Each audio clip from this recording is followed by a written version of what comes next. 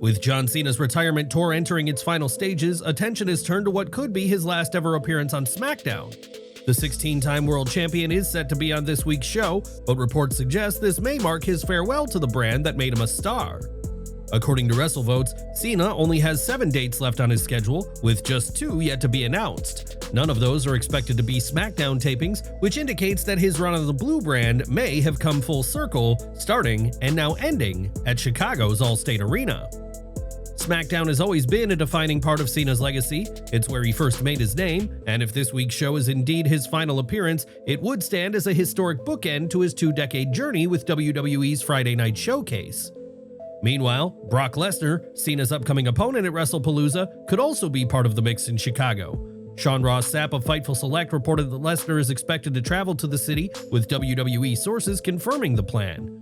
While it isn't confirmed that he'll appear on SmackDown, the possibility is being strongly discussed. If both Cena and Lesnar are in the same building, this week's SmackDown has the potential to be one of the most significant episodes of the year, setting the stage for their WrestlePalooza clash in dramatic fashion. Dominik Mysterio once again escaped with the Intercontinental Championship using dirty tactics to defeat AJ Styles on the September 1st edition of Raw, but while Mysterio left with the gold, it doesn't look like this feud is finished. According to PW Insider, WWE plans for the rivalry to continue, with Styles expected to remain involved heading into Worlds Collide. That strongly suggests the Phenomenal One will play a role at the event. The feud between Styles and the Judgment Day has been brewing for months. Their clash has led to an Intercontinental Championship showdown at SummerSlam, where Mysterio retained in controversial fashion. The animosity carried over to Raw, and on the September 1st episode, Mysterio again held on to the title, this time after interference from El Grande Americano, who blindsided Styles during the match. Looking ahead, AAA Worlds Collide on September 12th will see Mysterio challenge El Hijo del Vikingo for the AAA Mega Championship. With Styles looming, all signs point to him getting involved and ensuring this rivalry doesn't slow down anytime soon. Do you think AJ Styles will finally get his revenge on Dominik Mysterio at Worlds Collide, or will the Judgment Day's tricks help Dom to hold on to the gold yet again? Share your thoughts in the comments below. The year is winding down, and with that comes speculation about which NXT stars could be making the jump to WWE's main roster. Now it looks like one of the brand's biggest names is finally set for a call-up. According to WrestleVotes Radio, Tony D'Angelo's name has been brought up in creative meetings lately, with some expecting him to be on the main roster before the end of the year. It's expected that the mobster-style gimmick he'd been using in NXT will remain, although it might have to be slightly updated before he arrives on either Raw or SmackDown. D'Angelo has been praised within the company lately for his strong work ethic and his standout personality, which is helping his chances of a move to the main roster. He was last seen on the July 29th episode of NXT, where D'Angelo was sitting alone at dinner. He told his server to no longer call him the Don, but as he was about to eat, he turned his head and was shocked by a shadow. The clip then faded to black, and given that he hasn't been seen since, it's provided a genuine cliffhanger for NXT fans who are all wondering what's happened to him. D'Angelo is a true one-of-a-kind character that is totally different from anything else in the company, and his charisma would instantly allow him to stand out on the main roster. So it wouldn't be a surprise to see his family business move to Raw or SmackDown soon, with his call-up potentially providing one of the big, exciting moments before the end of the year. However, fans will have to wait and see whether it happens. Do you think Tony D'Angelo's mobster-style gimmick will connect with the larger WWE audience on Raw or SmackDown? Sound off in the comments. Outside the world of WWE, Matt Riddle's name has been discussed heavily as of late after it was claimed that he intentionally no-showed a Global Wrestling Kingdom event in the UK, which was being put on for charity. The former WWE star was accused of not returning his deposit, but it appears that he has now paid that back in full. The independent promotion took to their Facebook page to release a full statement on the situation, confirming that Riddle had now paid his deposit and promised to cover their expenses. Global Wrestle Kingdom revealed that Riddle's flights were booked and had been approved by his management in April, with 0 issues being flagged at the time. The company had some seminars planned for him, but his manager asked if they could share the weekend with a French promotion. GWK agreed to allow Riddle to wrestle for a promoter in Paris on the Saturday, but then that promotion ended up pulling out. At that stage, GWK were unable to find Riddle any extra bookings to make up for it, despite it not being their fault. They chased Riddle for months about a promo, and only got one the Wednesday before the show, and after wishing him a safe flight on the Thursday, they received no contact. GWK had arranged a driver for Riddle at the airport, and they waited for hours without Riddle turning up, as he eventually messaged Friday evening to say he didn't like his flight and had opted to wrestle elsewhere that weekend. Despite GWK pointing out that fans had paid money to see him, and that the event was to help survivors of bereavement by suicide and help for homeless veterans, Riddle didn't respond until 3 days after the show had taken place. Riddle had claimed they booked the worst flight ever for him, but GWK proved that it included 2 meals, and that because seats are chosen online at check-in and Riddle hadn't done it, that's why he ended up in the middle. Meanwhile, they stated Riddle's issue with luggage could have been resolved with a quick message, as they labeled the entire situation very disappointing. Grado ultimately stepped in at the last minute to replace Riddle, and he received a huge reaction when he appeared, with GWK thanking the fans and wrestlers who were involved in the event. The drama involved in this situation has been a messy one to say the least, but the main thing is that he's paid all the money back. However, there are still major question marks about his professionalism and the way he handled the situation. What's your take on this situation? Do you think Matt Riddle's repayment is enough to restore his credibility, or has the damage already been done? Share your thoughts in the comments below.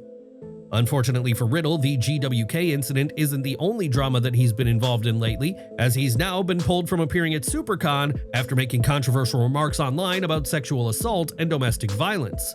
The convention raised a statement to say that Riddle's comments don't reflect their values and contradict their aim to create a safe and inclusive space for fans. Any fans who had purchased photo ops with Riddle received automatic refunds, while they also revealed that they'll donate 10% of all proceeds from Supermania tickets to the Compass Center, which supports survivors of sexual assault and domestic violence. It's another example of poor behavior from Riddle, who is now starting to build a negative reputation for himself, not only in the eyes of promoters, but also the fans, which will quickly impact his career if he isn't careful.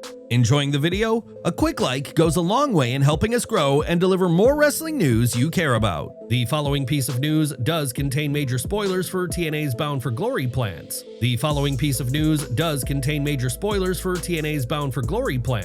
you don't want to hear it, you may want to skip the next 30 seconds. Huge news came out of this week's TNA Impact, as Santino Marella officially confirmed that Trick Williams will be defending his TNA World Championship at Bound for Glory. The announcement was made during the September 4th episode, setting the stage for one of the promotion's biggest events of the year. Marella confirmed that Mike Santana will challenge Williams for the world title, which was an announcement that proved to be very popular with fans. Santana then hit the ring and called Trick out for hiding until his next TNA match, claiming it was a bitch move. However, he's not going to wait until Bound for Glory to see him, as Santana said that he'll show up in NXT. It now remains to be seen what the next chapter is in this storyline, but it's clear that it's going to take place in NXT, with Santana coming to find the champion. What's your take on the TNA World title match at Bound for Glory? Let us know what you think in the comments below. Carlito is not holding back when it comes to WWE's approach to the Latino audience, as he recently called out the company for failing to understand the culture and diversity of its fans. Speaking on Molusco TV, Carlito openly criticized WWE, Vince McMahon, and the current regime for their lack of awareness.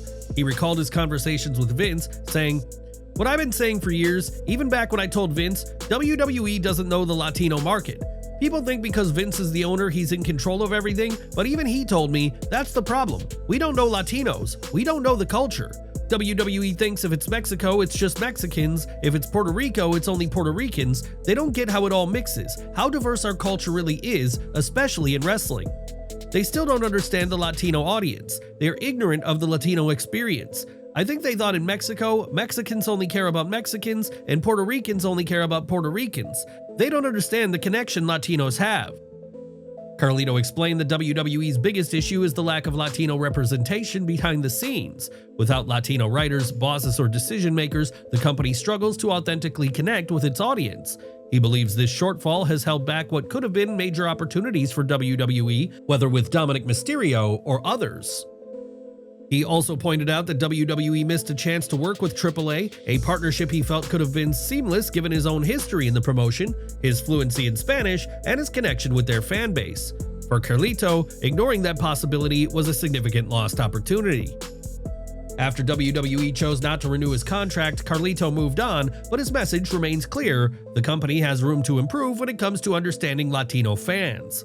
Whether WWE listens is another matter, but his perspective highlights a conversation many believe has been overlooked. Do you agree with Carlito that WWE doesn't fully understand the Latino audience? What steps should they take to connect more authentically with Latino fans around the world?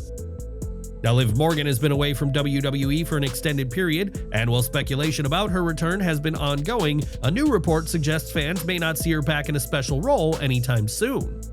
The discussion centered around whether WWE could bring Morgan back in a non-wrestling capacity. However, the report explained why the company typically avoids placing injured superstars in such roles. When a talent is sidelined, WWE has the ability to freeze their contracts during the injury layoff. If that superstar is instead used in an on-screen, non-wrestling role, the contract continues to run as normal. In other words, appearances outside the ring would keep the deal active, which WWE generally chooses to avoid. The report further noted that WWE often prefers to save these absences for dramatic in-ring comebacks. Major returns after injuries create big moments, and the company values the impact of those surprises. If Morgan were to be brought back without wrestling, she would likely be placed in a significant on-screen role, but that doesn't appear to be the current direction. Do you think WWE should wait for a dramatic in-ring return for Liv Morgan, or would you like to see her back in a non-wrestling role to keep her presence alive on TV? And we're ending with AEW, as on a recent episode of Rule Breakers with Saraya, Deonna Purrazzo opened up about her frustrations with how AEW has handled her run so far. Purrazzo believes AEW missed a major opportunity to establish her on-screen identity. Known as the Virtuosa, Purrazzo felt that when she transitioned from TNA to AEW, the company didn't properly explain her character to a broader television audience. She pointed out that while long-term fans understood her persona, many casual AEW viewers were left without context. According to her, vignettes or character-building segments could have introduced her personality and style, but despite pitching several ideas, none were produced. As a result, Purrazzo admitted that she initially felt like just another name on the roster rather than a fully developed presence. To combat that, she took matters into her own hands, producing 3 self-made vignettes with help from her husband, Steve Macklin, and former TNA creative Robert Evans. For Purrazzo, it was essential to ensure that fans understood the Virtuosa, even if AEW wasn't providing that narrative push. Do you think AEW dropped the ball with Deonna Purrazzo? Please share your thoughts and feedback in the comments section below.